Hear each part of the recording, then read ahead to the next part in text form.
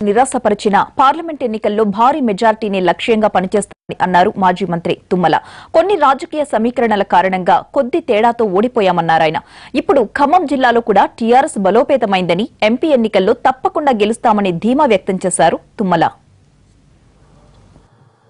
ఈ జిల్లాకి సరిపోయినటువంటి అభ్యర్థిని నిర్ణయించాలనే కోరికతోటే రాజకీయ అవసరార్థం ఇలా నామా గారిని పార్లమెంటుగా, ఎందుకంటే 3 సార్లు పోటీ చేసినటువంటి వ్యక్తి, ఒకసారి పార్లమెంటరీ పార్టీ నాయకుడిగా కూడా మన గౌరవాన్ని పెంచినటువంటి వ్యక్తిగా ఖమ్మం జిల్లాకి నామా గారు సరిపోతారని ముఖ్యమంత్రి గారు భావించి ఈ ఎన్నికల్లో నిలబెట్టి ఈసారన్నా మీ గౌరవాన్ని పెంచుకోండి అని చెప్పి మన దగ్గరికి పంపించారు.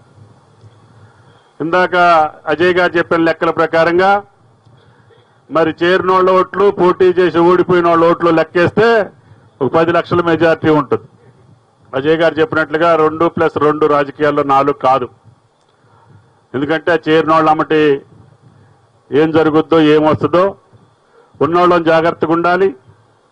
చేరినోళ్ళ బలాన్ని కూడా చేరినోళ్ళు సమీకరించాలి. ముఖ్యమంత్రి గారి మాటను నిలబెట్టాలి. కాబట్టి ఈ జిల్లా అభివృద్ధి కుంటుపడకుండా ఉండాలంటే